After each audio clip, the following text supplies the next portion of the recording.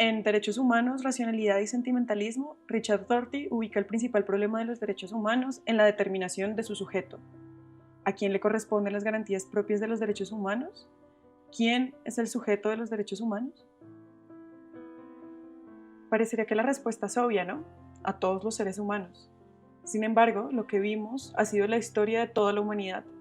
Nos la hemos pasado como especie negando la humanidad de otros, de modo que quienes violan los derechos humanos no piensan que lo hacen, pues no consideran a los otros como seres humanos. Es más, suele pensarse que se hace algo por la humanidad al aniquilar a esos pseudohumanos.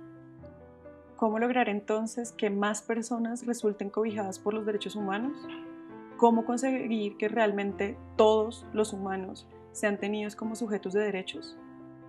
Para responder esa pregunta, Rorty primero se centra en encontrar culpables. La tradición filosófica ha buscado desde siempre entender quiénes son los humanos, apelando a una indagación por las esencias.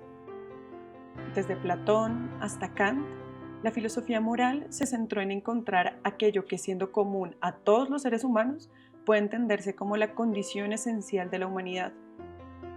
Esto, llevado a los derechos humanos, supondría que todo ser que detente esa cualidad esencial debería ser sujeto de los derechos humanos. La racionalidad, como sabemos, fue la respuesta que la tradición filosófica le dio a la pregunta por la esencia humana. Sin embargo, Rorty nota que, cuando se ha deshumanizado a un pueblo, la racionalidad parece no tener nada que ver. Los nazis sabían que los judíos eran seres racionales y aún así los exterminaron. Es así como Rorty, muy agudamente, concluye que el esencialismo, o fundamentalismo, como él lo llama en su obra, es una respuesta infértil frente a la pregunta por el sujeto de los derechos humanos. Los derechos humanos no se desconocen porque no sepamos cuál es la esencia de los otros, porque los propios derechos humanos no son una realidad natural, ahistórica, absoluta, esencial, sino que son un fenómeno cultural. Rorty propone entonces cambiar la pregunta.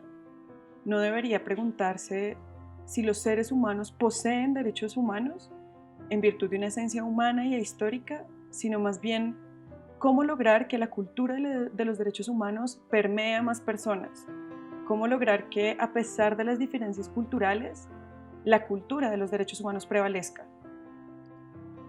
Rorty, seguidor de la obra de David Hume, un filósofo emotivista de la Ilustración escocesa, desplaza la respuesta de un modo común de ser a un modo común de sentir.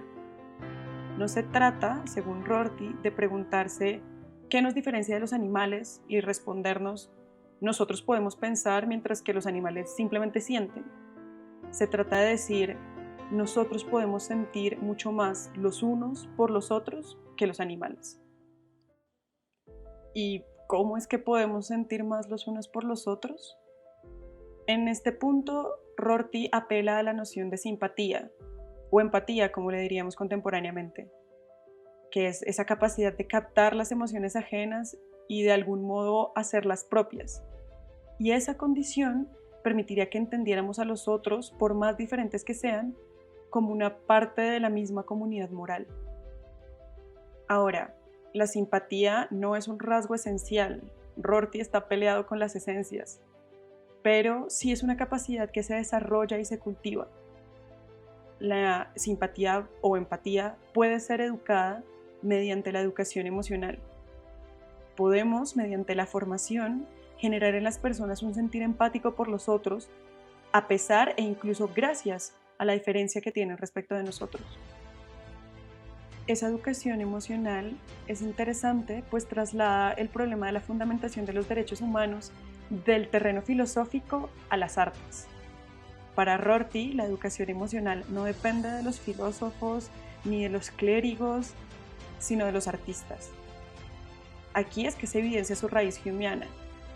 Rorty propone una educación moral a través de la literatura, del cine, de la poesía y otras expresiones artísticas que son narrativas. Porque cuando leemos o vemos una película, estamos abiertos al otro. Nos interesa conocer eso que el otro siente, que el otro dice, por más que haya vivido en un tiempo y lugar diferente al mío. Tiene entonces la potencialidad de hacernos más empáticos, de hacernos sentir por el otro, de entenderlo como un humano y de querer protegerlo. Rorty es entonces un pensador sumamente incendiario, pues propone la posibilidad de defender los derechos humanos contando historias. Bellísimo, ¿verdad?